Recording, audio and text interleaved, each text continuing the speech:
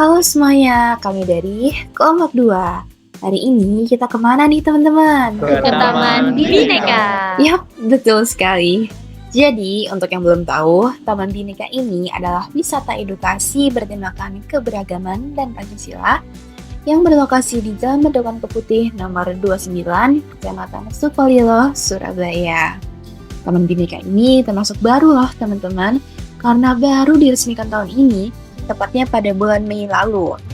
Langsung aja kita eksplor ke dalam yuk. Kira-kira ada apa aja ya? Untuk masuk ke taman ini, kita memerlukan tiket nih. Dengan harga Rp10.000 saja, kita bisa menjelajahi taman ini dengan sepuasnya. Bisa dilihat nih teman-teman, sebelum masuk aja, kita udah disambut sama rumah adat Waliwangko yang berasal dari Sulawesi Utara. Yuk kita lanjut masuk. Wah, begitu kita masuk, sudah terlihat ya, banyak sekali rumah adat representasi dari berbagai pulau di Indonesia. Sebelum itu, gimana kalau kita explore dari sebelah kiri? Yuk, di sebelah kiri ada taman bermain nih teman-teman. Kebetulan juga ada adik-adik yang sedang study tour. Gimana kalau kita tanya-tanya? Alusnania. Tentang itu rumah adat, agama. tanaman. Lucu sekali ya adik-adik ini. Selanjutnya, untuk menjelajahi Taman Bineka lebih lanjut, bagaimana kalau kita berbincang sedikit langsung dengan General Manager Taman Bineka? Perkenalkan, nama saya Michael. Saya posisi sebagai pimpinan operasional atau General Manager di Taman Bineka. Mumpung lagi sama Kak Michael, yuk kita cari tahu lebih lanjut tentang Taman Bineka.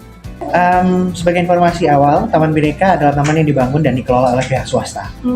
Dan Taman Bineka adalah bisa dibilang sebuah perwujudan dari apa yang dilakukan yang mendirikan kami, yaitu Yayasan Pondok Kasih, dan founder kami yaitu Dr. Hana Amalia Pandayani atau yang biasa disebut Mama Hana. Nah, beliau memang championing atau mengadvokasi atau menjadi ambassador dalam hal toleransi umat beragama melalui dialog lintas agama yang beliau sudah lakukan selama 20 tahun terakhir. Nah, Taman Bineka adalah perwujudan dari hal. Tahu nggak sih, ternyata kalau dilihat dari drone view, Taman Bineka ini bentuknya seperti setangkai bunga loh teman-teman. Kira-kira filosofinya apa ya? Ya, memang ya, filosofinya kita karena kita adalah taman ya. Jadi kita pengen bahasa Inggrisnya blooming, mekar. Jadi kalau teman-teman bisa lihat, kalau misalnya lihat dari areal tempat amphitheater kita seperti kayak bunga mataharinya gitu kan ya, dikelilingi dengan itu. Jadi filosofinya yang pasti damai dengan diri sendiri baru kita bisa damai dengan sesama. Sebagai contohnya nih, kalau teman-teman lihat tadi ke belakang paling ujung di sebelah kanan kita itu ada taman doa, di mana teman-teman bisa yoga, meditasi, dan di situ kita encourage untuk teman-teman bisa damai dulu dengan yang di atas, damai dengan diri sendiri, dan tercermin dari mana? Pustaka lintas agama kami didesain berdampingan, mau dari pustaka agama Muslim sampai ke Kristen. Itu menunjukkan apa? Kita boleh berbeda, cara kita berdoa, cara kita menyembah Allah kita, gitu ya. Tapi kita tetap bisa hidup berdampingan. Jadi di situ kita show that even though that we're different, but we are still one. Dari situ, hence the name of Taman Bineka. Beda-beda tapi tetap satu. Dan juga kita mau menunjukkan bahwa Indonesia itu very rich dari segi flora dan fauna. Maka dari itu kita menggambar tempatnya sebagai tangkai bunga. Setiap kelopak bunganya ada nih rumah-rumah adatnya. Nah, kalau teman-teman lihat lagi lebih detailnya lagi, kalau teman-teman masuk dari jembatan toleransi di sini, terus ngeliat ke sebelah kanan kita itu area barat nih. Dan di situ semua rumah adat yang ada, miniatur rumah adat yang ada di situ dari Indonesia Barat, dari Sumatera, Kalimantan, Jawa, Bali, stop sampai di situ. Jawa diwakili dengan rumah Sunda, namanya Badak Tuai. Terus kalau kita lihat di sebelah kiri, itu semua rumah adat yang dari Indonesia Timur, dan mereka terletak di timur. Barat terletak di barat, timur terletak di timur. Dari Sulawesi sampai ke Papua. Nah, di setiap desainnya di thought through gitu ya. Wah, ternyata tata letak semua rumah adat ini sudah sangat dipertimbangkan ya, sampai ke pembagian wilayah sesuai dengan letak geografisnya. Sudah sekeren ini yang jadi terpikir, ada nggak ya dampak dari taman ini bagi masyarakat setempat Of course. Salah satu yang paling saya bisa sampaikan yaitu pemberdayaan UMKM. Jadi kita mengundang masyarakat sekitar untuk bisa melakukan kegiatan UMKM, khususnya Basar nih. Jadi untuk Basar kita mengundang masyarakat sekitar untuk bisa mengisi. Nah, teman-teman, semua aspek dari Taman Bhinneka ini, termasuk aspek budaya, aspek sosial, sampai aspek estetika, seperti yang dikatakan Kak Michael tadi, sudah terpikirkan baik-baik. Tapi, jadi penasaran nggak sih, kedepannya apa rencana inovasi untuk Taman Bhinneka ini? Balik lagi karena kami adalah taman di mana kami terbuka untuk umum, jadi yang kami sedang persiapkan yaitu untuk mengisi seluruh rumah adat yang ada. Kita memiliki total ada 9 rumah adat, tapi kalau yang di dalam ini ada 8 rumah adat. 9 sama yang di luar rumah Walewangko. Jadi fun fact, rumah Walewangko sendiri itu langsung datang dari Minahasa.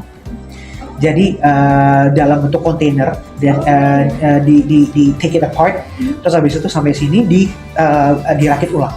Jadi datang khusus dari Minahasa tuh. Wah, sedikit intermezzo ya teman-teman. Ternyata rumah adat Walewangko yang kita lihat di awal tadi datang langsung dari Minahasa. Menarik sekali ya. Yuk kita kembali lagi ke topik. Nah, memang kedepannya kita akan fokus kembali lagi karena kita running kali ini baru 3 bulan ya.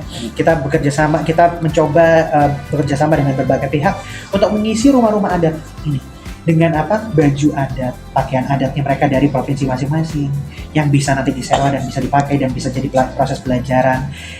Senjata, replika senjata dari adat masing-masing gitu ya.